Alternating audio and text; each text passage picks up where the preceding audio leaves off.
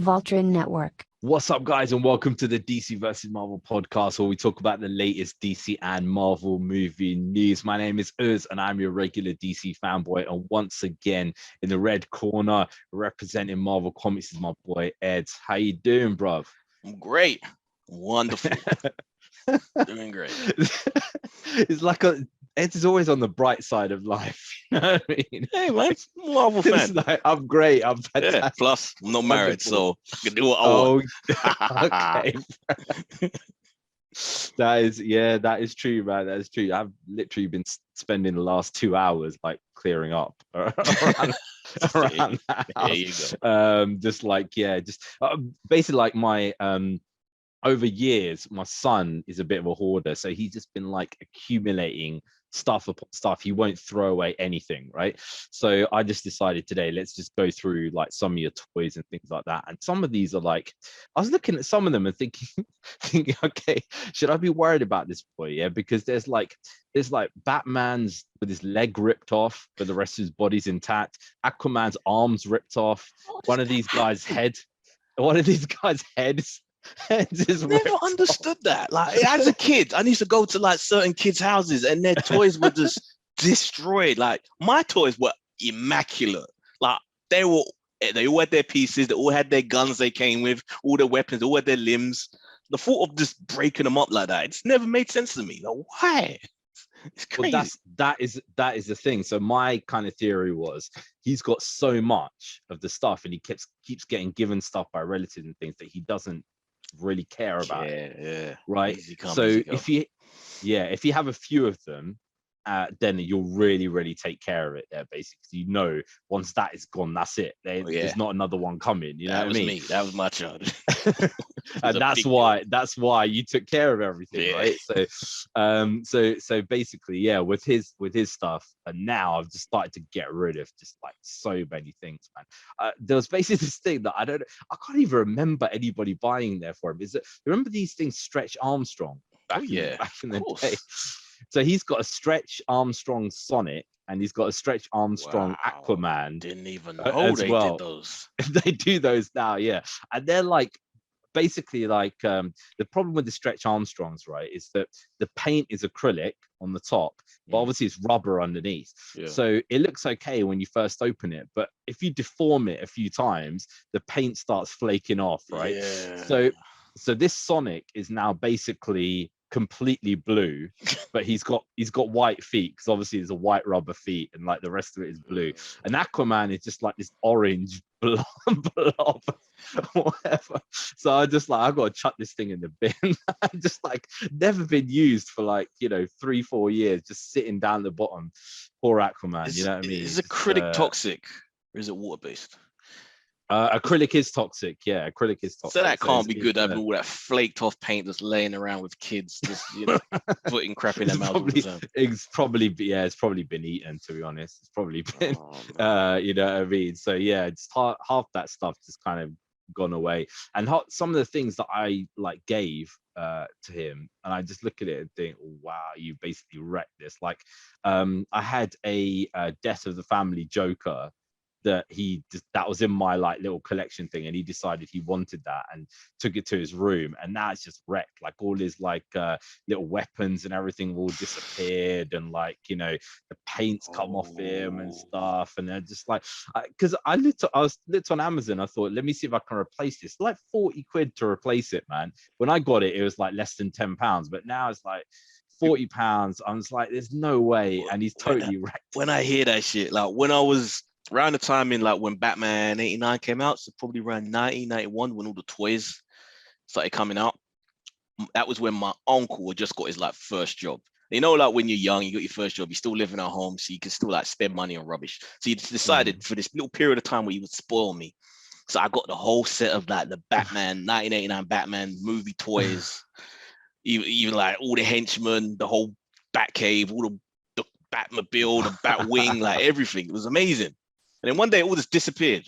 And I've later realized that my mum was just like just giving away all my toys as I started. And I just think like, and like I said, I kept all of that immaculate. So it's like, what would all that be worth? All those old G.I. Joe vehicles and weapons that I had. the original Game Boy that I had with like the million batteries that it took, the mum would just give away. Didn't even ask me. Just like it would just disappear one day. Wow. My comics as well. I've only got one little box of comics from my childhood. My mum just gave all the rest away. Sold them all. Just like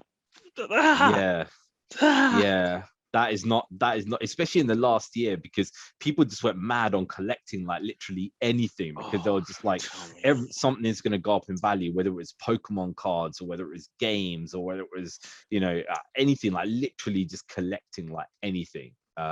So yeah, that they were probably worth quite a bit, and now obviously they've like disappeared, man. So should we do the listeners' questions first, or should we do them at the end? Let's do it. We always forget at the end. Okay, so we got one message in from a guy called Jay, who basically said that if we could look at any property, like whatsoever, whether it's an IP or a new idea, what would we pitch to a movie studio and why? Like, it can be an existing property, or it can be, whatever. He also said, I love your show, but basically the DC guy needs to stop talking over the Marvel guy. Say I've that. had that twice now. The second time I've say that. I love it. I get to just sit back and do nothing.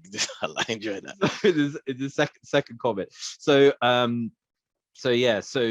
what would you pitch to a movie studio? I should have told you this question before, shouldn't I? Well, I've had a variation of this question before about what sort of comic book properties would I make movies about, and I've always said, like, I want the original wave of Image Comics, particularly the Wildstorm, Jim Lee's little studio, and Top Cow. So Witchblade, Darkness, like I would love that whole universe to all be to come onto the big screen, man. And what Jim Lee's ones were like, no, other Top Cow ones were like Cyber Force, Jim Lee stuff, which is now in DC, so you can't really do that now. But Wildcats, there's so many. Like, I loved all that stuff.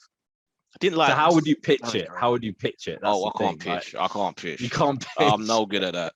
I've actually tried to pitch ideas. You tried to pitch it, and it just like it's in your head, and then when it actually comes out your mouth, it's just gibberish, and it's like, I understand why you don't want to take this property on, because it's terrible the way I explained it. But yeah, it's just untapped gold. The whole original like Image comic universe, like Youngblood. Like Youngblood weren't great, but they were pretty cool.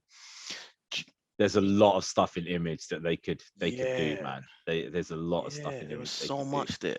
But yeah, the Top Cow stuff particularly, I think would be solid. The Witchblade and Darkness, I think would be great. So I was thinking about this last night, right? And I was going through like obviously like DC stuff and things like that. But then I was thinking, a jokes film that I would love to see is Old Man Harry Potter. It'd be like Old Man Potter or something. Oh, like anything. Wow, you get going like completely out of the box. Right. So literally like Old Man Potter, when he's literally just like he like hates life like no good, and he's like radio like in the 70s.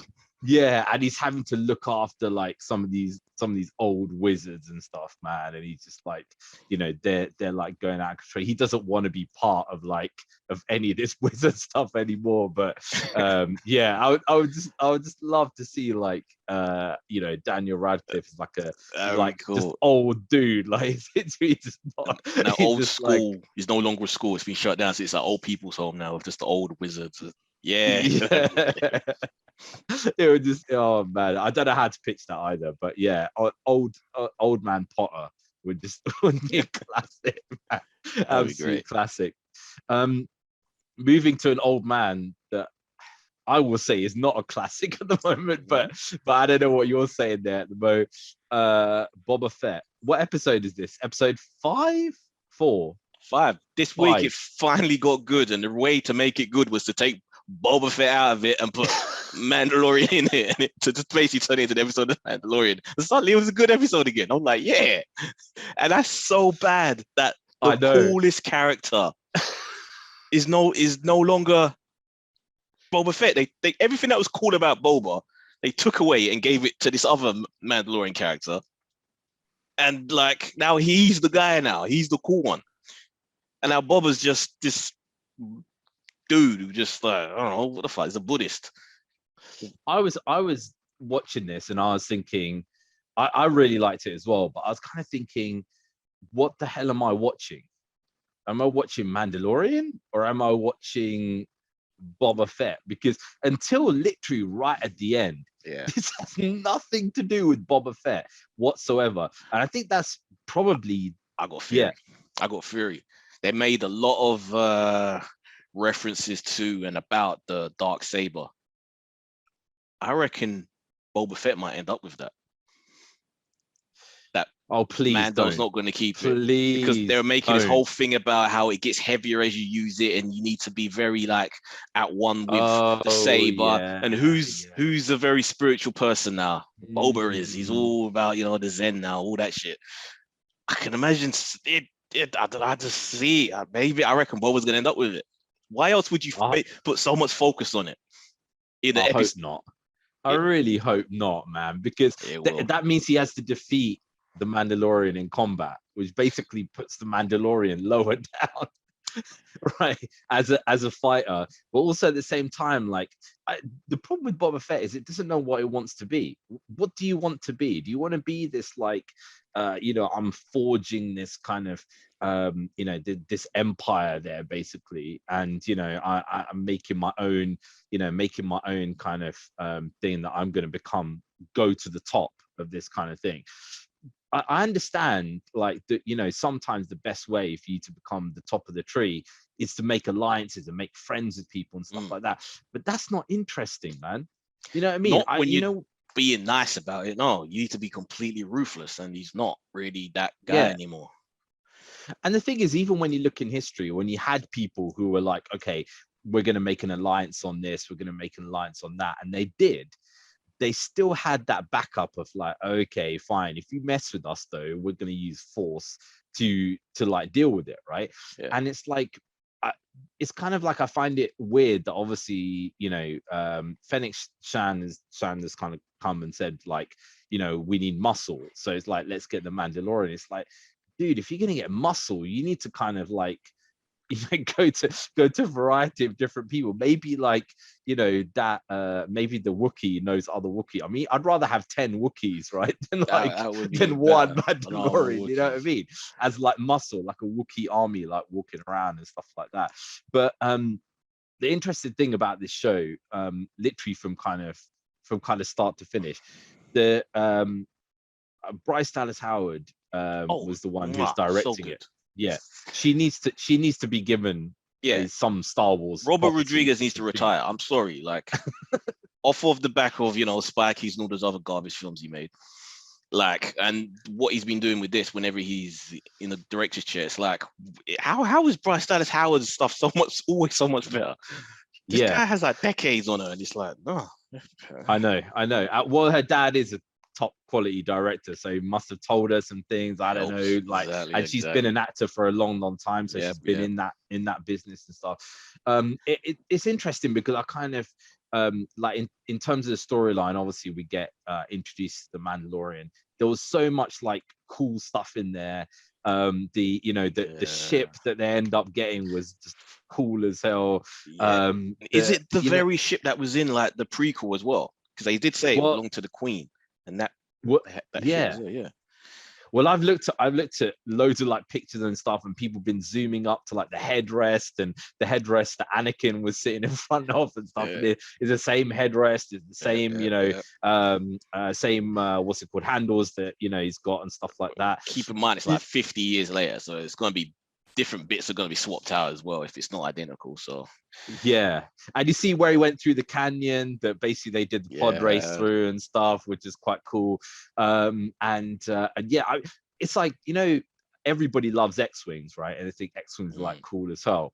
But then when this guy actually goes up into space and there's 2 X-Wings there, you kind of thinking this ship is like cool as like it's pulled over by the police. That made me laugh, man. Yes, I'm so sorry. Exactly. And then he just chips, right? And it's like, that's so like typical, like so many like race movies, even like Fast and Furious kind of stuff, where it's just like, oh, do you want to fill in that paperwork, or you just wanted to say sod it? We didn't even see nothing because that guy just like disappeared, man. One thing that did pop out to me though, or stand out to me, it's like, has he completely given up being a bounty hunter then? Because he can't be a bounty hunter in that ship because there's no space for the person you capture. No space for bounty. And where's he going to live now? Because he was living in the other one, the Razorbacks. It was big enough to be like a little, like a camper van.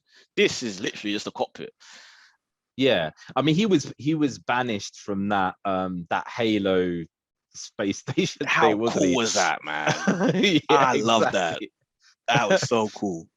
Yeah, I would actually love to live on something like that. Yeah, because I think it would be absolutely. That should be where the show should be based, man. Not on middle of the desert. Yeah, but that's the thing. Like, so basically, like with that, he's basically been banned from being part of the Mandalorians, right? Because he took his helmet off, right? So he obviously can't go back there, but he's going to go back and meet Grogu again. And something got made there for him. We don't know what it is there yet, so we'll have a look and then see.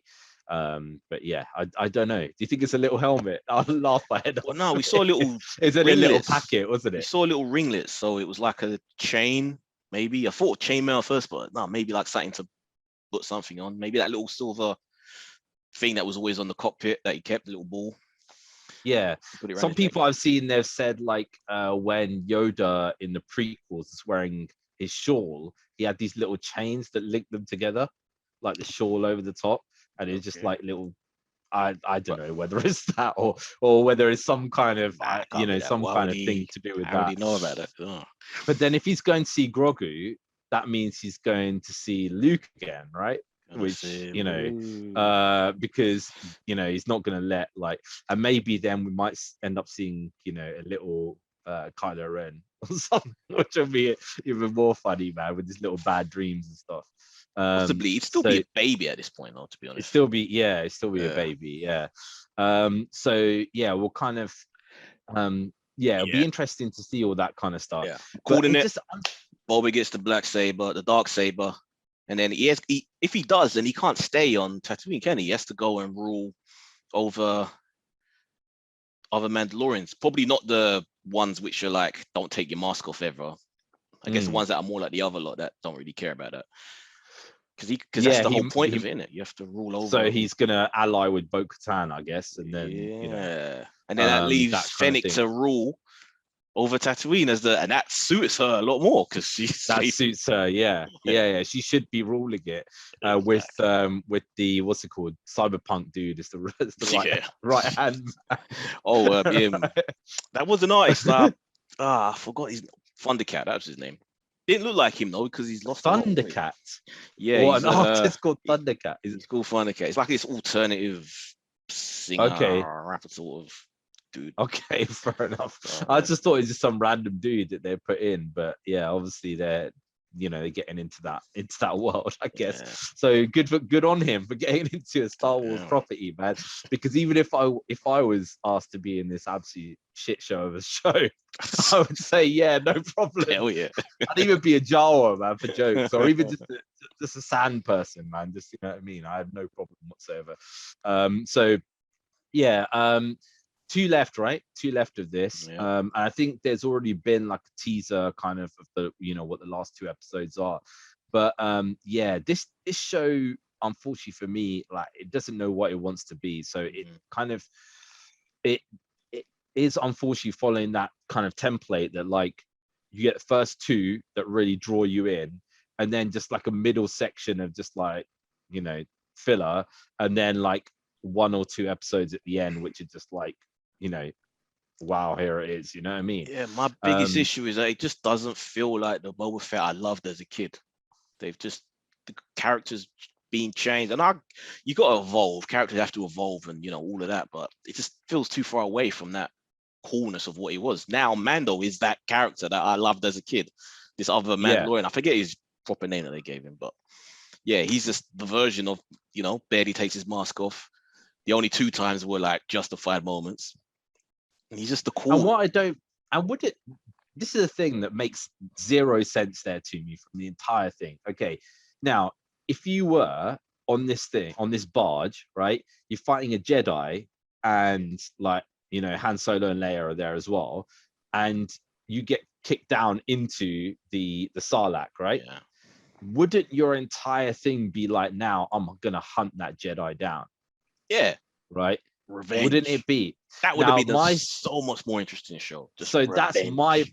that's my prediction about what's going to go on. I don't think he's going to get the Darksaber. I think Mando's going to basically go and find Grogu, right? And you know, there's going to be some way that Luke is going to end up coming back to Tatooine for some reason, and they're going to end up meeting at the end, and it's going to be like, oh shit, that's the guy that chucked me down into the Sarlacc pit, and it's going to end like literally there. One, I don't know if we're going to see that much of Luke, because the effects aren't easy to pull off, so they kind of try and minimize what we see of him on screen, so people don't really be like, oh, that looks rubbish. But if he does, then Manos just going to be like, I forgive you. I'm a better man because of what you did to me. Oh, that's where he's at. Yeah, because that's where he's at now. Bob's gonna be like, oh yeah, it's yeah, because that's where he's at now. He's all zen now, so it's gonna be, I'm a better man because of what you did. My so God. thank you. My that's what's gonna be, sir. There's no revenge. There's no revenge in his heart. No revenge. Wow, we want revenge. That's what we want, so much revenge. That's the whole point in Star Wars, man. It's all about revenge from start to finish. You know what I mean? So, so yeah, Boba Fett, 2 more episodes, and then obviously we'll see how that goes. Next thing, let's go back to some DC, man. Another TV show, another episode 5 as well. Peacemaker, episode 5. Oh my goodness me, what a show this has turned out to be. What a show this has turned out to be. Oh my God. And the thing is this, man, it's like, you know, you could look at this and be like, okay, the guy who is playing Peacemaker, right, has been a comedy actor his entire career, as opposed to a wrestler and then decided to do some acting, because it kind of seems like he's, you know, he's just like, you know, totally and utterly settled in his, you know, in his position as being Peacemaker. And yeah, it's I don't know whether they've kind of found a character that is actually the same personality as him in real life, and maybe that's why it's kind of like, well, he's able to do it, if you know what I mean. Cena's pretty reserved in real life, to be honest. He's a very brown noser. Has a reputation of being a bit of brown nose when it comes to the boss. That's how he was back in the wrestling days. And, you know, he walks around wearing suits. Whenever you see him outside of this, he's just in a suit, doing interviews in suits when everyone else is all laid back casual. So he's very, he's not that far off from where The Rock is, to be honest. That sort of facade of knowing how to conduct himself in the public eye. Yeah, well, that's the thing. Like, you know, the whole thing of that is that I think there was like a show or something. There was wasn't he on a reality TV show, which I guess you probably would end up knowing more about. It wasn't him. It was like his girlfriend or something. Yeah, he's previous. That's Bella's. And he ended up on there like a few times and stuff. Yeah. So it would be, you know, it'll be like that. So yeah, and I guess you'd have to watch that whole thing to kind of figure out what his actual personality was in exactly the same. From what I've seen of him, he knows, because the cameras are there. Okay, activate, prim and proper. Nothing that can be scandalized. No outbursts of anger or anything. It's just very professional. Very professional, yeah. So so in this show, we basically end up seeing at the aftermath of, like, you know, the previous one, that the guy who is basically running the team is a butterfly. And there are other butterflies there as well that he's kind of talking to. One of the guys who ends up becoming like the chief of police or something, there as well. And yeah, they're kind of, there's some kind of conspiracy going on there, in that for some reason they end up finding this kind of yellow substance there, basically, which is apparently a feed for the butterflies or something. Food source, yeah. and they want to stop that food source for some reason. And then we end up getting, that's all they eat, innit? So they have to disrupt the food. It's classic warfare, man. You watch the old, the war simulations where they have to cut off the town, cut off their food supply. This is exactly that. Yeah, but it seems a little bit odd because obviously you're thinking this guy's a butterfly, but he wants to cut off the butterfly's food supply. I think he is part of a rival tribe or species of these butterflies from the other ones that they're being sent out to kill. So it must be some sort of civil war between these creatures. I think they're doing a white Martian, green Martian story. So like Martian Manhunter, green guys, and then the other ones are the white Martians. I think that's the story they're doing basically. So they want to eliminate all the other butterflies. They're basically in the thing. And there are some butterflies that might have like tech, who are the ones who can fly the ships and stuff, and the other ones there might be a different kind of group of people or something like that. But yeah, it's going to be interesting if they're trying to eliminate all the good guys and stuff. But the people that they seem to be eliminating are pieces of crap, basically. Like they're basically unless they're kind of just trying to defend their hive or something. Yeah, because really they haven't really been in the process of doing anything bad. If you remember them doing something that I can't remember, but they just seem to just be going about their business. Yeah, and Peacemaker turns up, because that makes sense that they would try and chase him. That sequence was hilarious.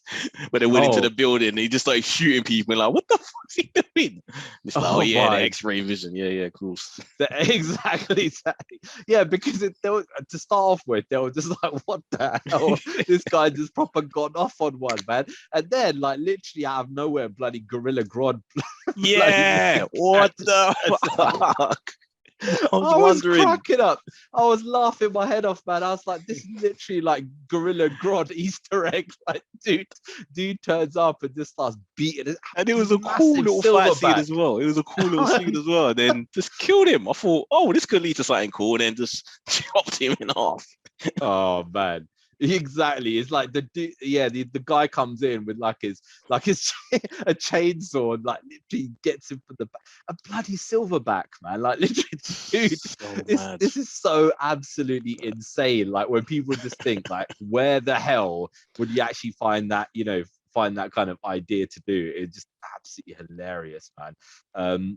So we kind of know obviously that there is this conspiracy that is going on, and the one thing that I do like is the kind of banter that we're getting between White Dragon and the police, because it's like basically he's overtly racist, man. Literally doesn't even try and hide it. Doesn't even. How can you function in modern? I guess if you're middle America somewhere where there isn't a lot of other people, but because I don't know where this is based, but did they say where this is actually based? Supposedly.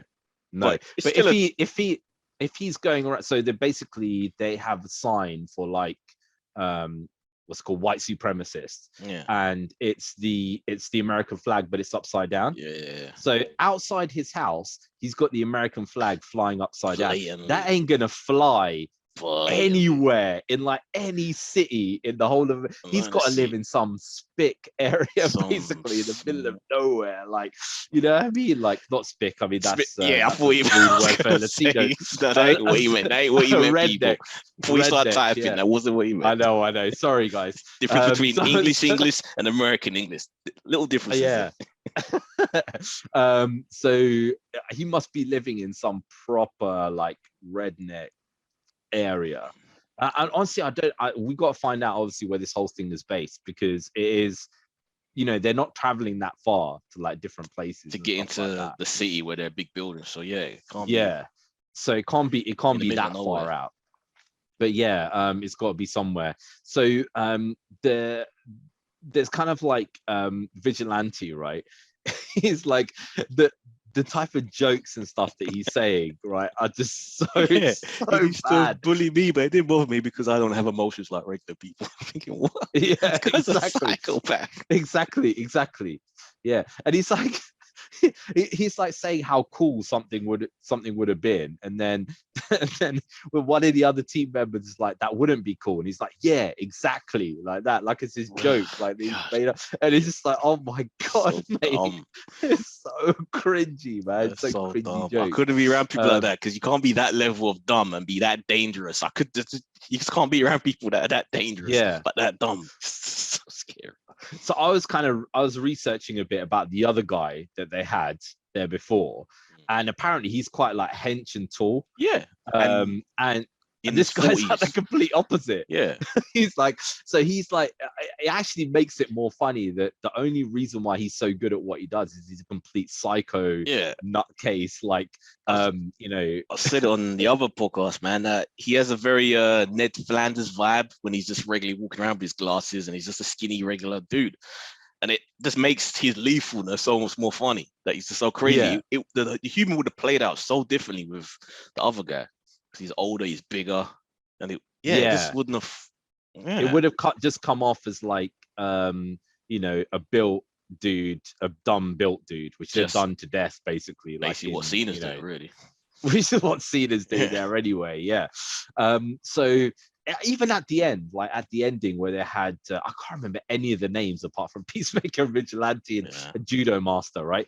But they basically had Amanda Waller's daughter. I can't remember what her name is, basically, but she basically ends up going home, and you know, sees like, well, she's on her way home, and she basically ends up like going back to the office where they're kind of like, you know, doing all this stuff, but she puts on Peacemaker's X-ray vision helmet and sees that their boss has basically got like a parasite in his head, pretty much, right? And then he ends up attacking her, and then the episode ends, right? So I wonder if this, you know, if they're going to end up pulling in like different, you know, characters in this or anything like that. You know what I mean?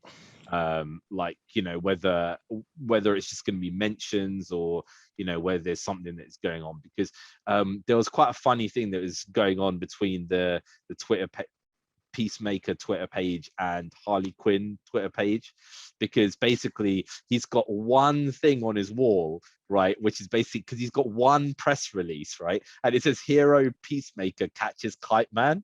Right. Oh, yeah. Right? It's like literally that's it. Like literally he's not a hero like in any other sense Out of the word. all Like, characters, Kite Man was the one. The character who just popped up in the Harley Quinn show, which I still need to get back to. Damn. Yeah, exactly. So that is the thing. Like, you know, they've been the Harley Quinn like show was like, yeah, you know, we're gonna let it slide this time. You know, saying that Peacemaker's a hero when you know how cool Kite Man is. So yeah, this show I look forward to like literally every week, man. So it's kind of, I can't wait for the next one. Do you know how many episodes there are? I don't know off the top of my head, but do you think Leota's girlfriend's going to turn out to be something? She doesn't really serve a purpose in the story, really.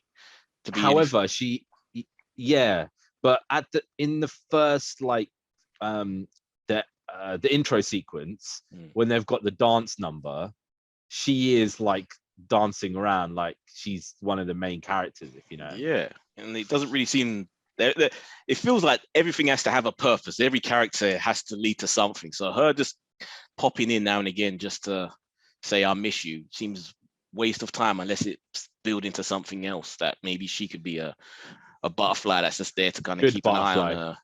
Yeah, possibly. Maybe one of the good butterflies, and then she ends up revealing that I'm one of the good butterflies because of blah blah. This war that happened on Mars between the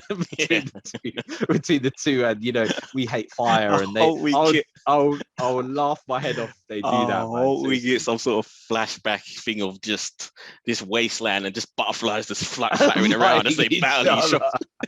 Just a cloud of them just flying around.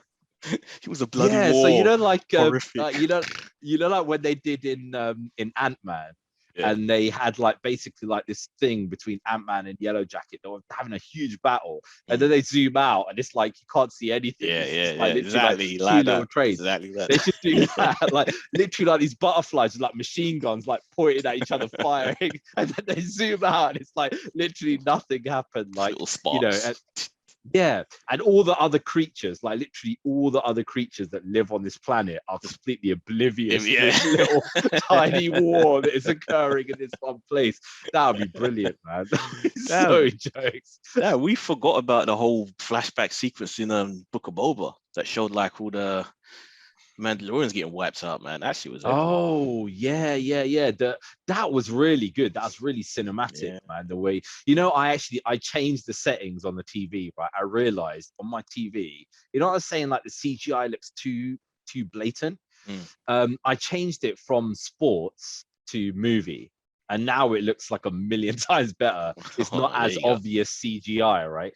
Because I think the sports setting is so you can see the ball more clearly or something like that, basically. That is a really cinematic scene. You've got these TIE bombers going over it and stuff like that. Droids that were just there, just killing everyone else that was left. Terminator style, man. Literally Terminator style. Because every time we've been introduced to those droids, they've just been like pathetic, like goofy, like Raja, like that.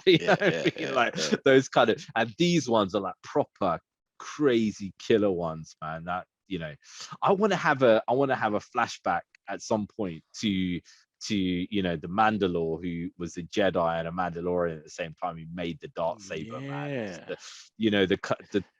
Him just laying waste to stuff, you know what I mean? Because if you make the dark saber, you got to be on the line of half good, half evil. You know what I mean? Have to be. Yeah, definitely.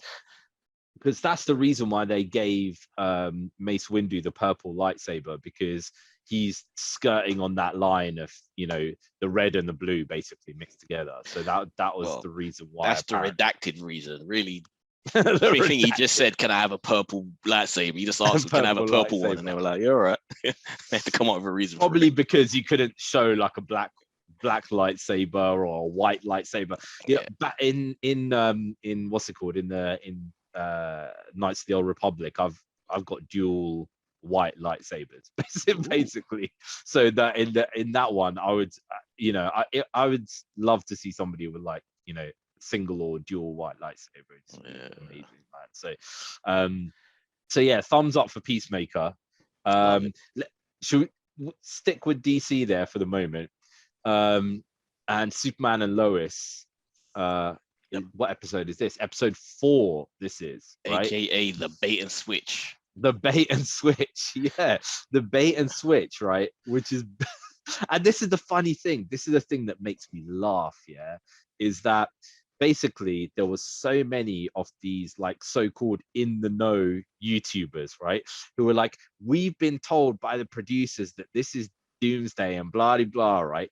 And it's like, okay, now either you were outright lying and you don't know anybody, and you just exactly, which is what they are, or the producers trolled you hard. Either way, it's utter humiliation. So when they were putting out their videos, the usual suspects were putting out their videos this week, they were like Bizarro / Doomsday. Lazy. It's like no, because this is blatantly Bizarro. So guys, if you haven't seen this, obviously, yes, sorry about the spoilers, but basically, like in the previous episode, we ended up getting the reveal of this character there, who was like trying to burst out from the from underneath basically the way that Doomsday was introduced in the Death of Superman. That's why everyone thought it was Doomsday, and he's in the suit and everything, but they decided to go a different route. But actually, looking back at it, it kind of makes more sense now, because the lady who was the foreman, who's the representative of the company, was talking to somebody on the phone who's got to be Lex, saying like, oh, it seems like he's passed the first test and he's doing whatever. So that makes it think, like, okay, that seems like, well, then Lex has created Bizarro. And basically, like, the question is, why the hell is he underneath the ground, like so deep, and having to kind of burst out? You know what I mean? Because Lex actually obviously created him in this, it's gonna be like, to incubate it, they had to send it to the Earth's core because the only heat source hot enough, or something like that. Oh, because it'd either be the sun or or that, I guess. So it had to get some radiation, I guess, somewhere. But it's interesting because all this it says a few things, right? And people have basically like slowed this down and stuff like that, and it's saying everything backwards. Right, so at the end, when it gets to when Bizarro actually gets to the Fortress of Solitude, it goes Imo, like that, and people are like, that's home backwards. Yeah, I'm home. Right, so and it's like, are they actually going to do like me and Bizarro like that? Because I will honestly piss myself. It will be so horrendous for the show, because it'll be like, oh my god, what have they just done? give him subtitles, man. Just do it that way. Yeah, only Superman is quick enough to figure out what he's saying. Exactly. So for some reason, he's obviously inexplicably linked to this to this Bizarro.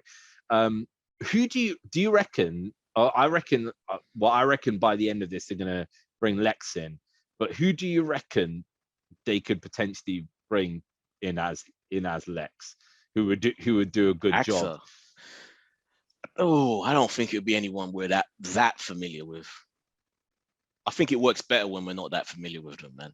Because when it's someone it kind of, it's like when they brought in that guy from 2.5 Men to be Lex in the other CW side of things, and it was like, all I see, all I see is 2.5 Men, dude. I can't really, it just gets in the way. So just bring someone I don't know.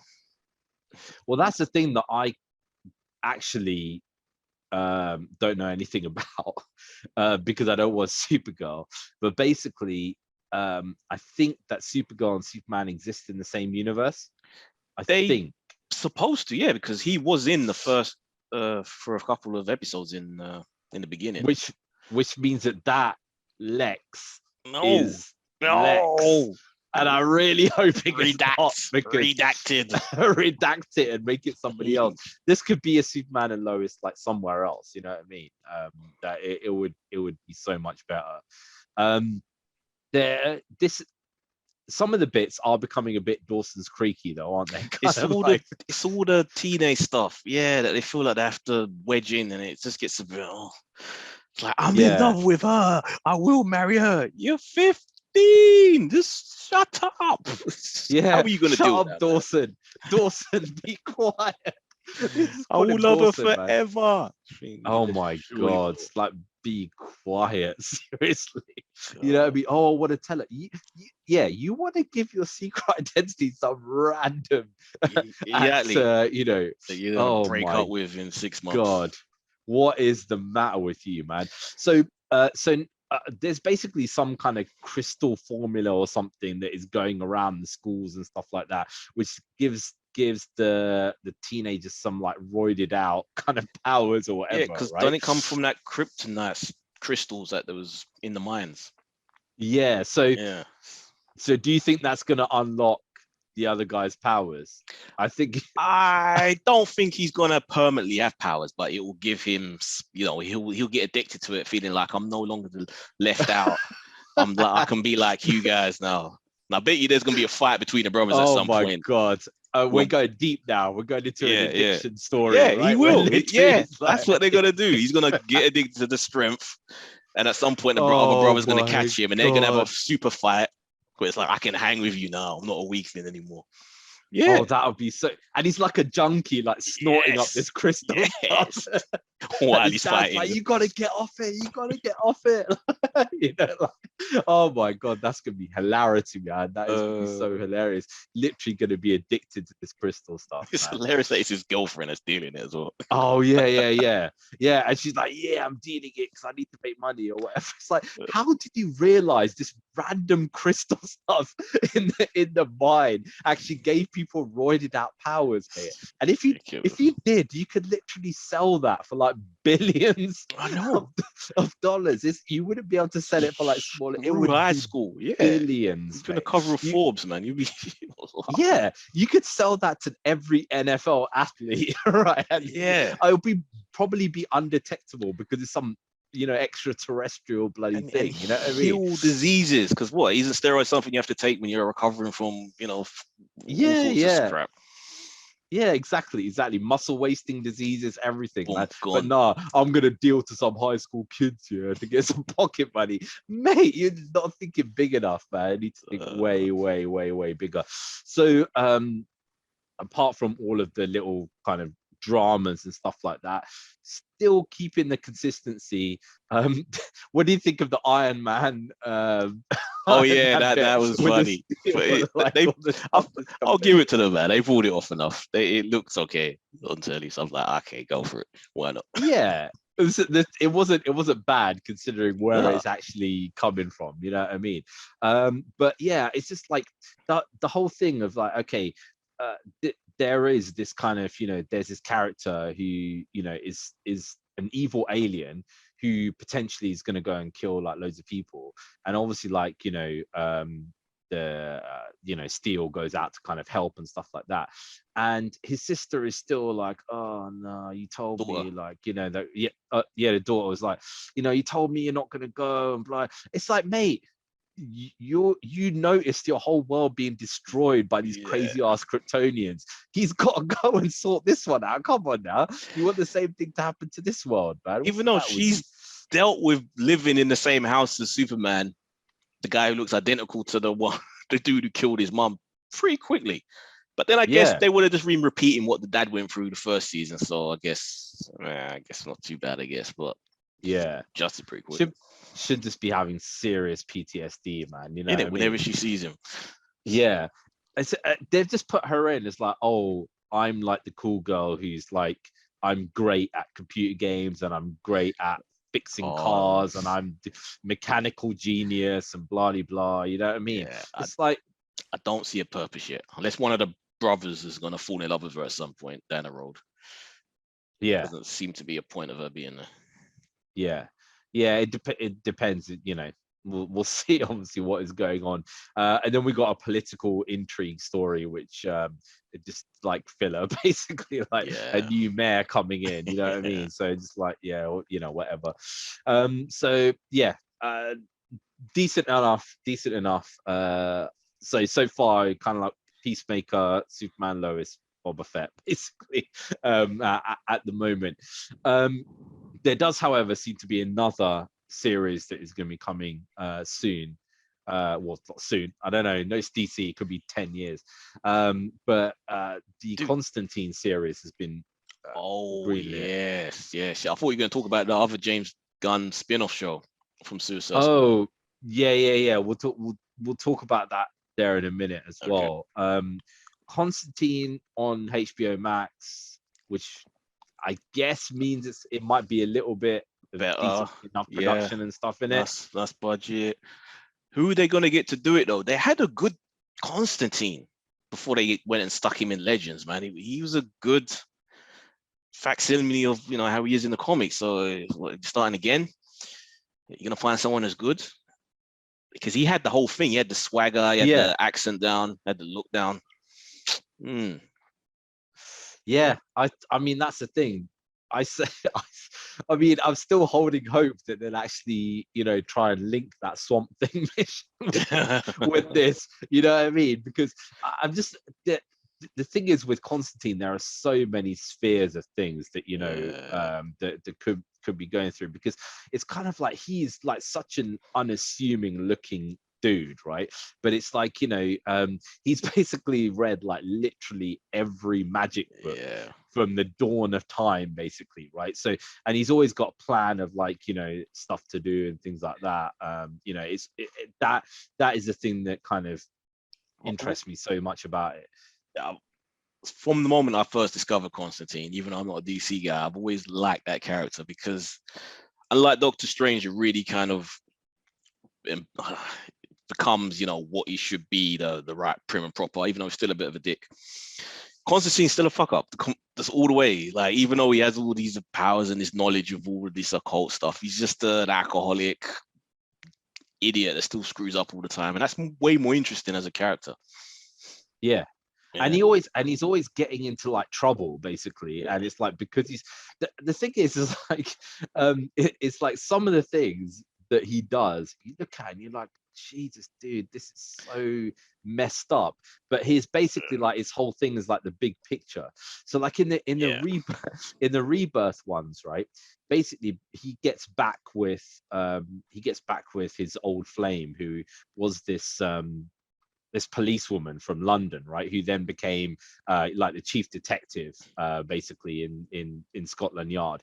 So he kind of gets back with her, and basically because he kind of got back with her, that now allowed a passageway from hell to open up through her own body, right? Okay, right. And what he did was, right, he got back with her, and then he's like, oh, you know what, I can't like subject her with, becoming like, part of my world or whatever. So he leaves, right? But basically he leaves, and because he leaves, his protection is now gone from her, and now she just becomes a vessel for hell, right? So literally, like, there's like two or three graphic novels of like 8-9 comic books of literally where she just is like these demons from hell are just basically coming out through her.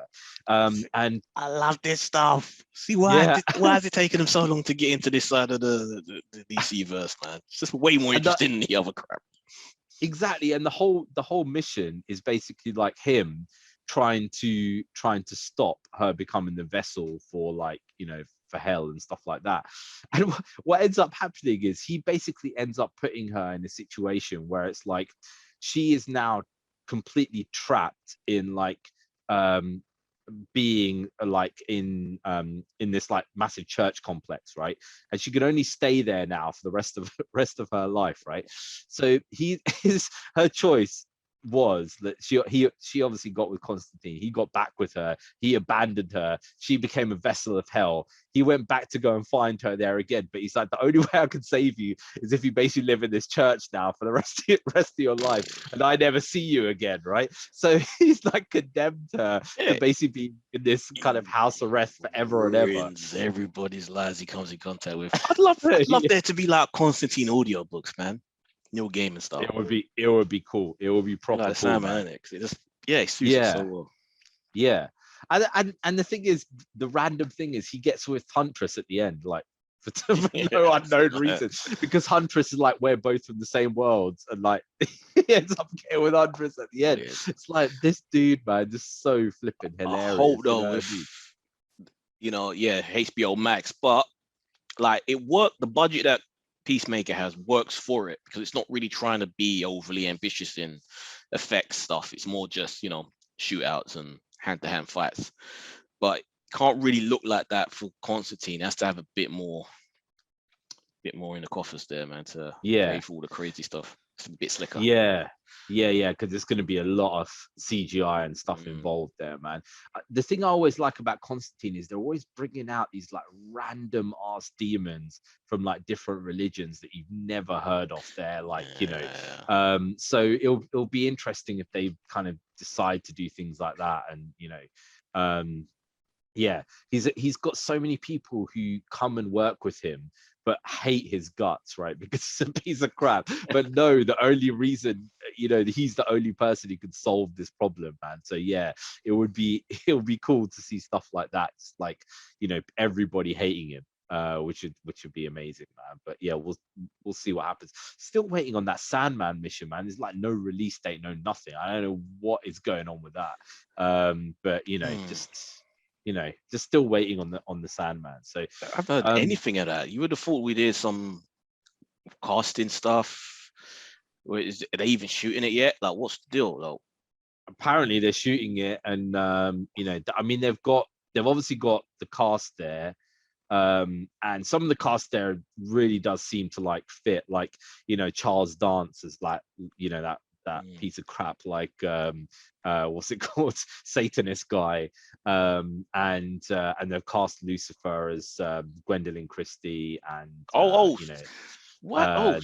Dude, for some reason I don't know why, when you said Sandman, in my brain it just re-edited what you said and interpreted it as Clayface. I'm thinking, Clayface. I don't know why. I guess. Well, actually, Sandman and Clayface Spider-Man, are Sandman, kind of like yeah. Clayface. Suddenly, I just went in this weird circle and just kind of got confused. Oh yeah, Sandman, that's coming out soon, and it wasn't like March or something. Apparently, well, it's meant to come out last year, but obviously they didn't. Yeah. But yeah, it's just we'll just see. I'm still waiting for like the second trailer, man, for that for that mission. So yeah, we'll see how that goes. So as you mentioned there before, James Gunn is saying that there's going to be he's pitched basically some character or characters from the Suicide Squad universe, which they're deciding to move ahead there again in another series. So would you be interested in that? And who do you reckon they could do? I'm going through the list. Idris Elba ain't gonna do it. He's too big to do it. I don't know, maybe, but because he does have that Luther BBC show, so he's not averse to doing TV stuff, but I can't see him doing it. And everybody else, I don't know, unless Rick Flag no. He's dead, yeah. Yeah. I just think, no, it can't be the Rat Girl chick, but then maybe James Gunn kind of obviously seems to like that character because he kept her alive. Yeah. Wasn't she supposed to die originally, but he decided no. So maybe this is why he kept her alive, so he could do her own little show. Yeah. I wish it would be Katana, because I would watch the hell out of that. I love that. And I was so mad that she was such a wasted character. Even just the visual style of that they did it. And I was like, yo, so cool. Did nothing. Just the fact of like, basically like, every time she kills somebody, the soul goes into the blade, and it would be so interesting, man. Like the whole backstory and all this kind of stuff there would be amazing. But knowing off the wall kind of how James Gunn is, I've got a feeling it's going to be like Ratcatcher and the Weasel or something like that. I think that Weasel is going to come back. Yes, perfect match. Yes, like that will be. That you've nailed it. That has to be it. Ratcatcher and Weasel on HBO Max this summer. That's it. Ratcatcher and Weasel. Yeah, because I reckon that Weasel's coming back, man. Yeah, he's like the ultimate rat, isn't he? He's just massive. Just a massive fucking rat. See, that's perfect. Exactly. Yeah, she's gonna be like, he's not a rat. I can't command this guy. You know what I mean? But they're gonna be like, no, be quiet. Yeah, exactly. This, it's like, didn't he kill like 23 children? Something like he murdered 23 children. Like, what are they gonna do with that flipping Weasel, man? Seriously, like, people are like, oh yeah. One of them were like, oh, he's so, he actually kind of looks kind of cute or something. And it's like he killed 23 children. Mate, seriously, man, the way they just say it, just like off the cuff, man, like, that this guy's a full-on serial killer mission, man. That's the thing, like, Katana wasn't one of James Gunn's resurrections. He kind of left her off, sadly, but yes, it's got to be her. It has to be her, and then hopefully Weasel as well. Yeah, that's it. Ratcatcher and Weasel. If it was just Ratcatcher, I was like, nah, I don't see it. But you had Weasel in there, I'm in. Boom. Even better than Peacemaker. Ratcatcher and Weasel, yeah. Or I don't know if it's gonna be. Yeah, are they gonna put King Shark in it as well? Ratcatcher and King Shark. That's a big work, man. That's too much effects. Yeah, for one show. Yeah, I'd rather, and his brother plays the Weasel anyway, doesn't he? So it's kind of like giving your brother work, right? So you know what I mean. It'll probably be better that they're doing that. So guys, I apologize about the lack of Marvel stuff, but we are getting some Marvel stuff there at the end, so don't worry about that. Well, we can feed. There's another Marvel thing we could connect to that with James Gunn being the topic. We hear that the whole cast of Guardian Galaxy Volume 3, they're all done. All of them. So should Guardians of the Galaxy continue with a whole new cast, or should they negotiate to bring one or two of them back? Is it a whole new cast? Is it like a completely new cast? Just read that the whole cast is done. No, then Volume 3 is everyone's back, but once it's done, their contracts are all done. They're finished. Okay. And he's done. So a lot of them aren't likely to come back. So. Yeah. And what's his name? Doesn't seem to be Hollywood's favorite guy right now. I can't remember what his name is. Chris Pratt. It's like they want to get rid of him as like quickly as possible. You know what I mean? So, with a new cast, I don't think it would be the same, man. I think it'll be like, once you've kind of got like those characters, they're going to want to replace them with something that is different but similar, and someone has to be the through line. Gonna... Some character, maybe Rocket and Groot, maybe could be a through line if they can bring them back. Yeah, I guess so. But I would rather they continue just with the Rocket and Groot, just going off and doing their own thing, rather than the other bits there, because they're it's going to be interesting because there's a new Gamora, right? Because Gamora died, and there's the other Gamora who has not met Peter Quill. Nebula is still around, but it's a different Nebula. And there's the original Nebula. There's two Nebulas. I can't remember. Yeah, there's two Nebulas and a different Gamora.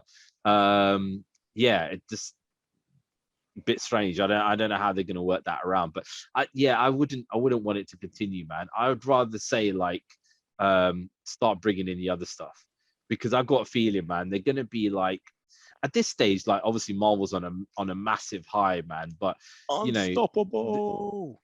The thing is, like, I think Spider-Man is not a way that you can gauge everything else, because I think like comparing Spider-Man to the Marvels, for example, if you think that is comparable, I think you're asking for trouble. Because if you think, okay, well, Spider-Man made 1.6 billion, so if we release this when the pandemic's over, we're gonna make $1 billion easy for the Marvels, or for, I think Wakanda Forever probably will. But I think and maybe Doctor Strange there as well, I think probably will there as well, just because they're gonna bring in a lot of characters. But the thing that concerns me about Doctor Strange is the fans, the kind of stuff that fans are saying is beyond ridiculous, right? Usually I think Marvel fans kind of generally get it all right in like saying, okay, we'd like to see this, we'd like to see that. But a lot of the stuff that I'm seeing is so ridiculous, like saying like, oh, there's going to be this person in it, Johan Griffith is going to turn up as a multiverse, like Mr. Fantastic. We've got Tom Cruise turning up as like superior Iron Man. We've got these are all leaks, and people are like drawing beards on like a picture of Tom Cruise in the Mission Impossible set. That's fun. It keeps it in the discussion until the film comes out. It's promotion, basically. Yeah, but I kind of think like now, like if they ever even think of doing something like that, they're gonna be in trouble, because it's like people are just gonna be like, yeah, this is stupid now. You know what I mean? Can't keep doing it. I think Strange is the last time they can really do that, because it makes sense for the whole multiverse thing. But yeah, beyond that, I guess people forget that X-Men really kind of got there first, didn't it? With the Days of Future Past and all of that. But yeah, very forgotten. I didn't even know that was a cool film. Yeah. Yeah, well, that's the thing. Like, even like when they did it in the Flash TV series, right? It was cringe. Like, actually, when they did it, apart from the bit where he meets kind of Ezra Miller, which is kind of all right. Like, there was other stuff when they went to one bit, and it was like the guy who played Robin in the 60s, right? All right. Oh, yeah. And he's an old guy who's like put on a lot of weight and stuff, but he's wearing a red top and green trousers and a yellow belt to make him look like the Robin from back in the day. It's like, dude, what's his name? Burt Ward, right? Burt Ward. Wow. Burt Ward, I love you, man, but seriously, you should have just said that was a crossover event, wasn't it? Yeah. And they went into all these different worlds and like saw like the Lucifer stuff was kind of cool. I like that. Yeah, that was cool. And stuff. That chick who was like from some other defunct Batverse that was on TV back in the 90s. Birds of Prey. Birds of Prey. Birds of Prey back in the day and stuff. And it was just like, wow, this is like, and the Smallville was kind of okay. But it kind of makes it look like, wow, you're doing this too much now. It's kind of just, you're disappearing up your own backside pretty much.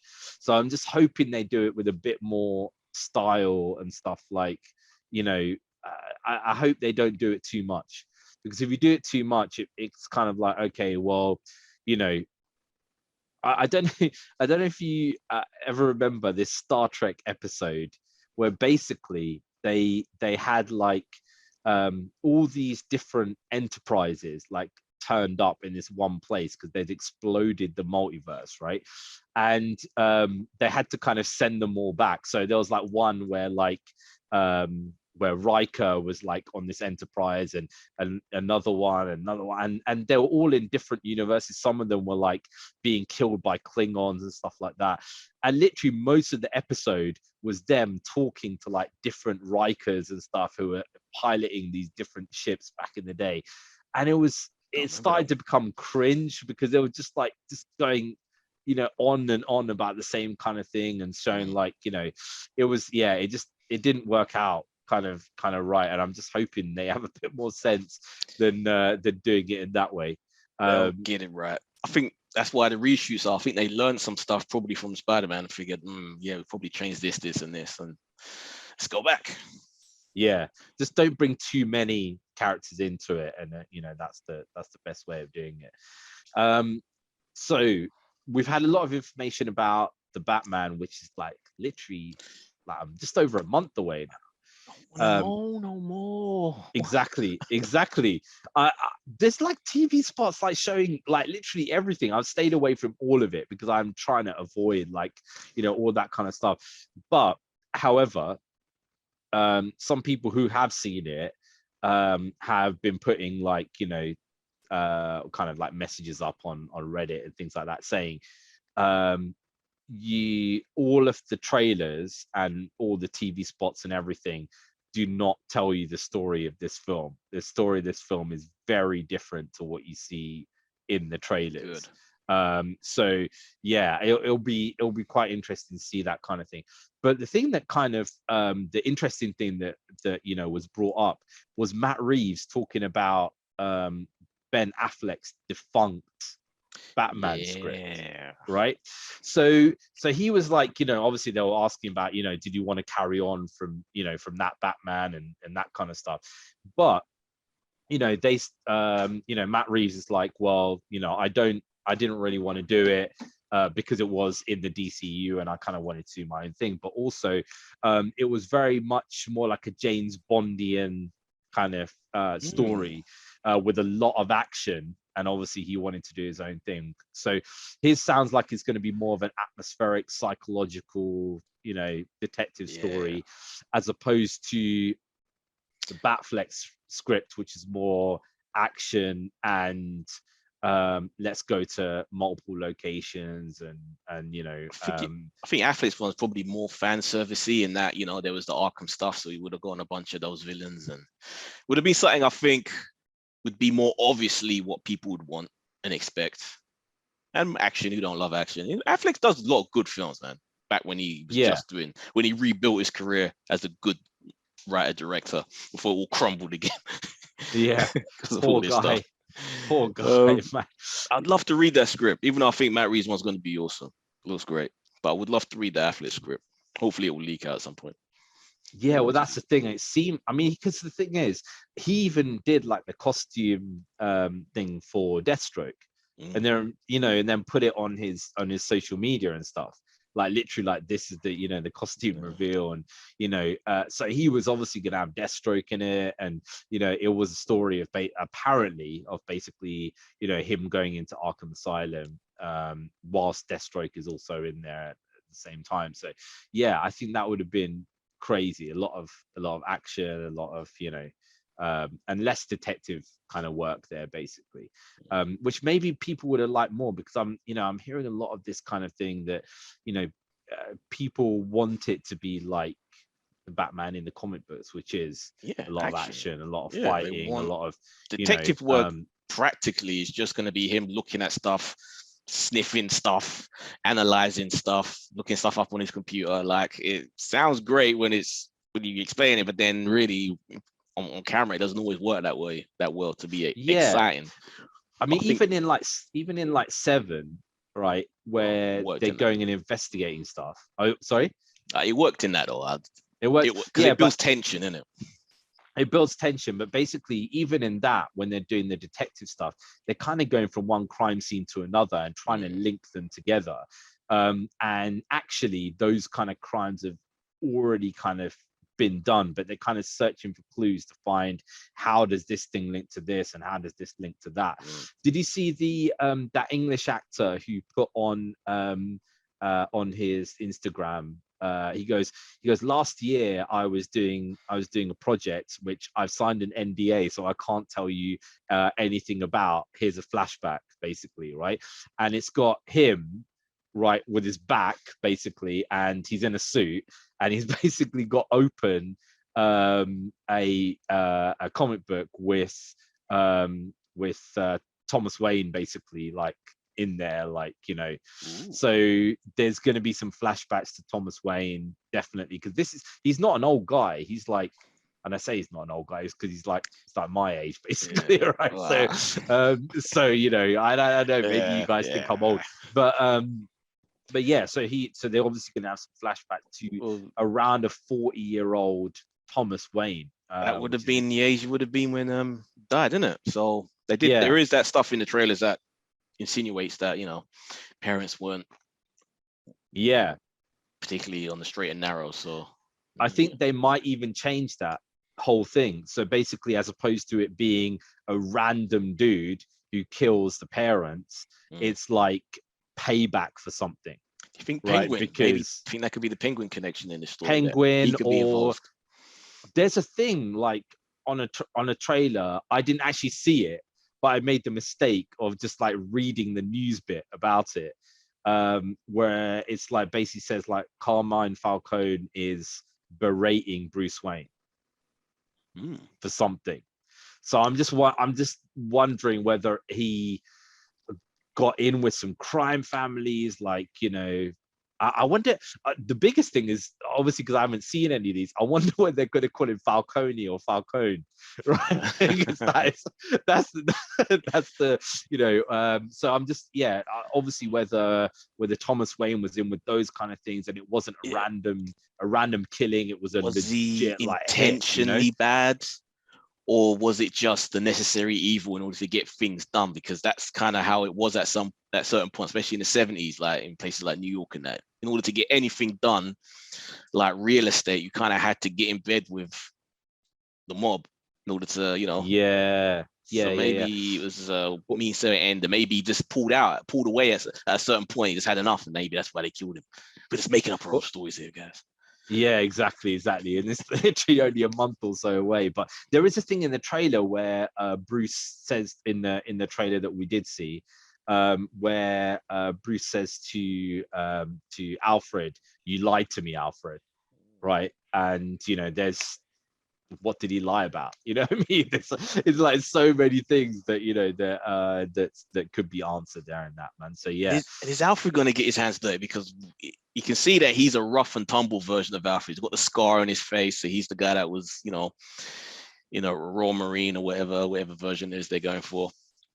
Yeah, SAS or something like that. Yeah. And I think there's a paratrooper in one of them there as well, which is still quite, you know, still relatively kind of you know, badass kind of character and stuff. But yeah, it'll be interesting to see how he got in that line of work, and, you know, whether he wasn't just a butler or is a bodyguard or something like that, man. So yeah, how did you go from a paratrooper to a butler? Like, if I get rich, I want to fight a butler that used to be a paratrooper. That'd be awesome. Yeah, he ain't just a butler, man. There's something else that is going on there. You know what I mean? So yeah, let's go into something that has been both in the Marvel universe and the DC universe, right? Because one of the funniest things in the DC universe has been He-Man versus Batman, which is God. One of the classics. Another classic like that, like the Green Lantern Star Trek series. That kind of makes sense to a degree, but Batman and He-Man, what? No. Yeah, so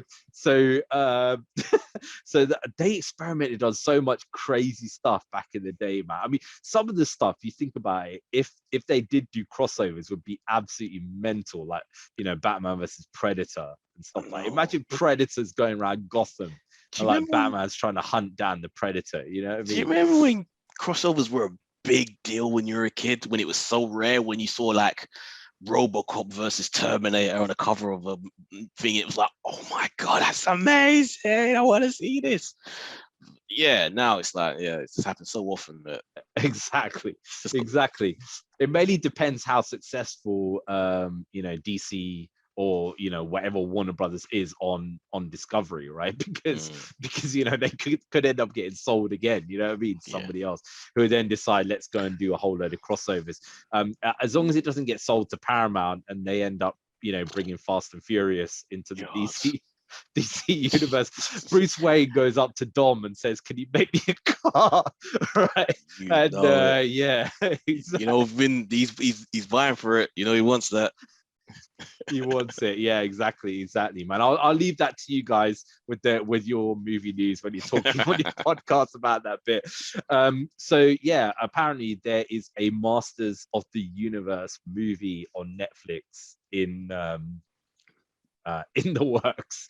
Right, and it's not called He-Man in the Master of the Universe, right? That's one of the things, but Master of the Universe. I'm not excited because of the way the cartoon turned out, which I didn't love. There was a great script. I haven't finished reading it. I kind of started it. That been floating around Hollywood for a while, and it was really it was wicked because it was dark, it was gritty. Yeah, it just took a real world, not our real world. It was still fantasy, heavy fantasy, but just in the believability of everything. I'll send it to you, man, if you don't already have it. Yeah, send it to me. I'd like to read it. Do you know the Netflix page on the announcement of this Masters of the Universe is golden, right? One of the comments that I saw that was hilarious is like, "Good luck trying to beat this gem of 80s cinema," and it's got a picture of Skeletor with his gold armor. Oh God, yeah. Stuff, right? It's like there's no way you can defeat that amazing film, man. So yeah, they fucked that up so bad. Yeah, if they're not doing that script that everyone loved and nearly got produced, but because of just the way Hollywood is and everything takes so long to get green, that as soon as a new director gets brought in, they decide to scrap everything that was being worked on before and start again and with a whole new script. So Netflix wise, in terms of movies, not series, in terms of movie wise, is there anything that you can look at and say, right, okay, this is something that would fit, like in terms of budget and the way they're going to style this and stuff, as Masters of the Universe? Because like original programming, I can't think on of Netflix. I can't think of any high fantasy. Witcher, even Bright, maybe. which is have you seen Witcher? Right? Yeah. Well, I haven't seen Witcher, but you've seen Witcher. Okay, right? yeah, Witcher. Yeah, okay. Now you say that. Oh, okay. But they need those sort of people to take charge of this. Keep Kevin Smith away. Then maybe it has a chance.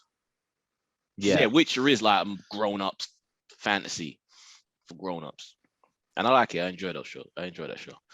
Well, there's three Masters of the Universe, right? Kind of right now. So they've got like obviously this movie that's coming out. They've got the kiddie one, which despite the crappy animation, is from Guillermo del Toro's studio, is actually quite a decent show. Right, it's just got a weird storyline of basically like these random kids getting powers from like Terminator and stuff. Yeah, they're super techie and everything. Yeah. So, but actually is made by the same studio that made Troll Hunters and all that kind of stuff, which flipping kids love, man. So yeah, that's got a second series, and obviously they had the Master of the Universe that was made by Kevin Smith, and that has got on two series and stuff. So I wonder if they're going to be like, okay, let's make this a more kind of adult version, or they're going to say, let's try and make this so it's everybody. I hope the fact that it's on Netflix and they don't have to think about the cinema release and appealing to families. They don't have to feel like they have to compromise it. Because it's a straight to streaming, they could take that risk of just letting it be darker and appealing to the older fans. Well, let's see. Let's let's see what they come out with, man. So, so guys, we're gonna. I know, like I said, I know this has been heavy DC, man, but yeah, we're gonna close out the show there with some Marvel stuff. So you have got some Marvel there, and this is actually Marvel Comics, right? So Marvel Comics are now releasing a story called Judgment Day, in which they kind of change around the origin of the X-Men, right? Well, let's explain it. As in, Judgment Day as a whole is going to pit Avengers versus X-Men versus Eternals, and within that, triangle rivalry, it's going to be explained that mutants are deviants, and that's going to explain why Eternals want to eliminate them. They're just a different form of deviants. So not just those dog things with all the tentacles like in the movie, like there are these other variations which are going to be mutants. And what I was going to ask you is, do you think that this is a light step of what's going to happen in the films, introducing it here? Yeah, I think so. Not?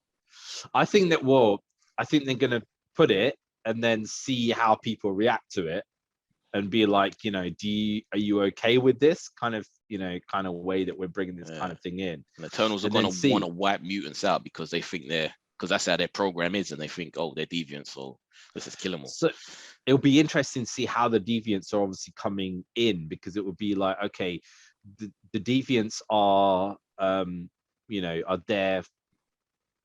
I guess they're trying to blend in with humanity or something now, and then because of that, I don't know, I was presuming it's just gotten into the gene pool of human beings and it's just manifesting itself the way that mutant gene does, but it's a deviant gene now, and whenever it manifests, then So the Eternals are not really meant to interfere too much with humans, I guess. I mean, it's so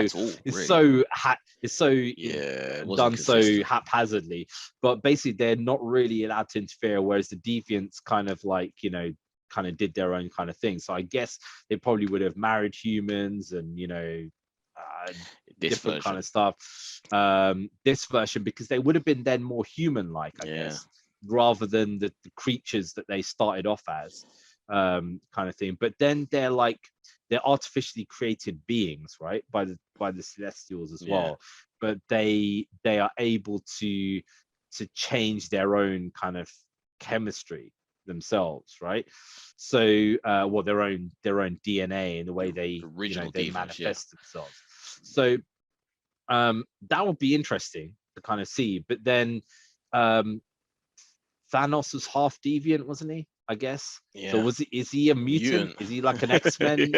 Is he an X-Man? It does change everything in this. It changes a lot. And then the Avengers versus the Eternals versus the X-Men versus mutants, I guess, kind of thing. It also changes the origin of certain things, because it's kind of like you're meant to see Eternals as heroes, right? Okay. Yeah. But then it's like you've got the origins of people, for example, like Magneto, right? And it's like this dude basically was in the Holocaust, and he's had all this bad stuff there done to people around him and things, and that shapes his worldview. Then you're obviously going to be like, okay, I'm back in deviance now, you know what I mean? Rather than back in the Eternals, because basically the Eternals are going and trying to kill a Holocaust survivor, right? Which is kind of messed up, you know what I mean? There is the possibility that within the story, it's only a couple of them interpret mutants as deviants, but it turns out that's not the case.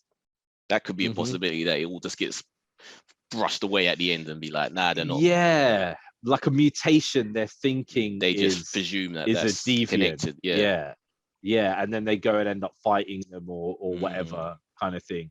That could be interesting. Yeah, seeing these different powers and stuff. But I don't know, man. With the Eternals, I had so many issues there with it.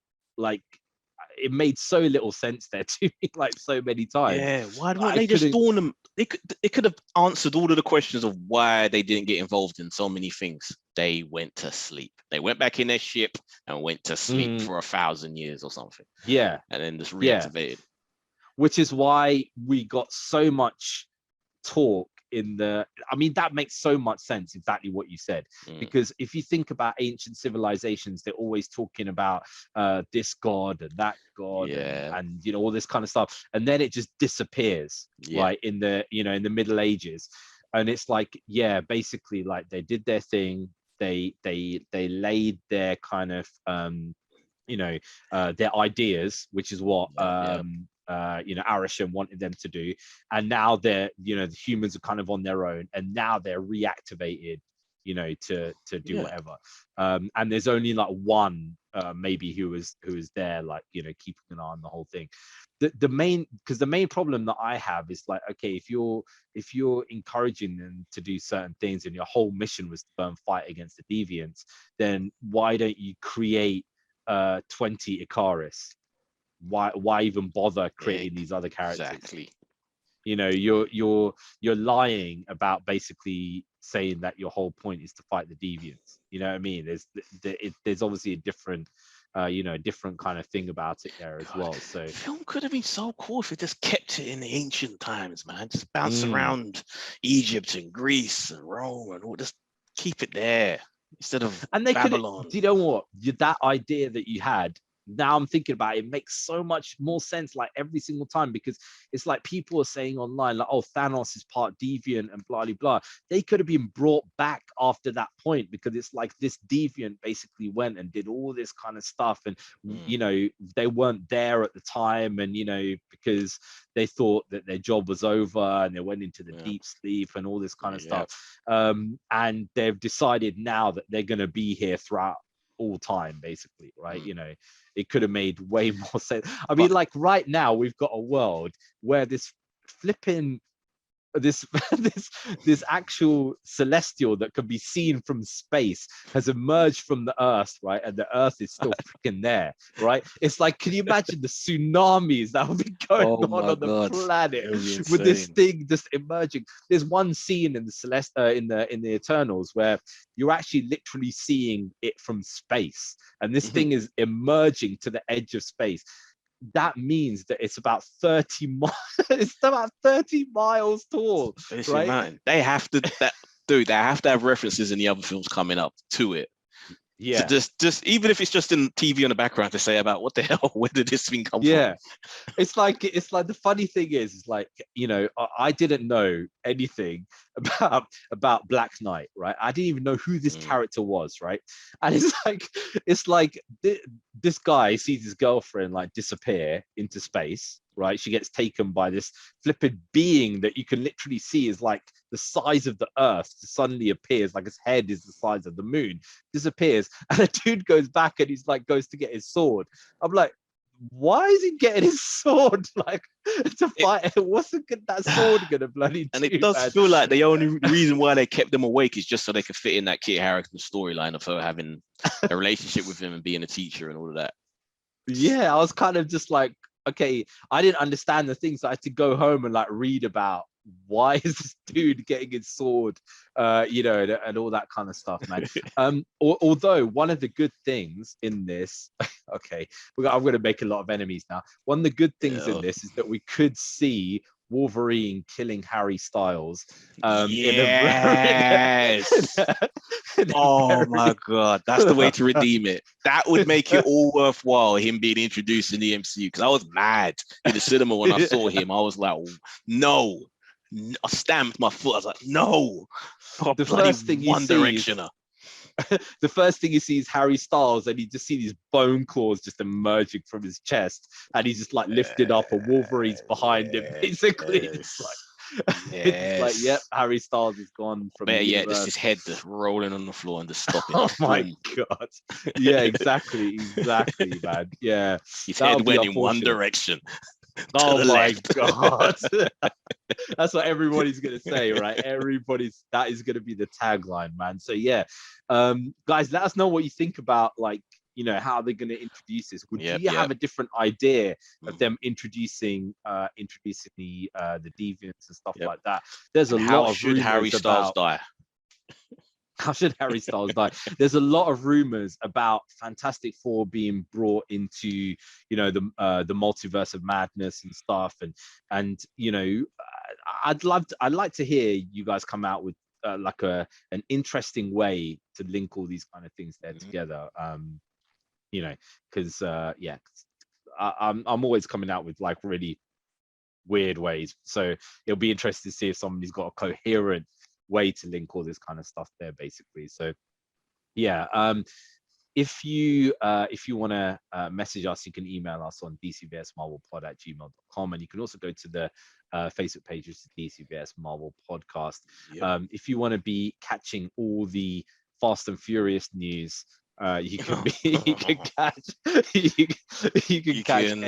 Check me out on Talking at the Movies podcast, all things movie and TV, and all podcasting platforms, and the video of that show and this show on Vulture Network on YouTube.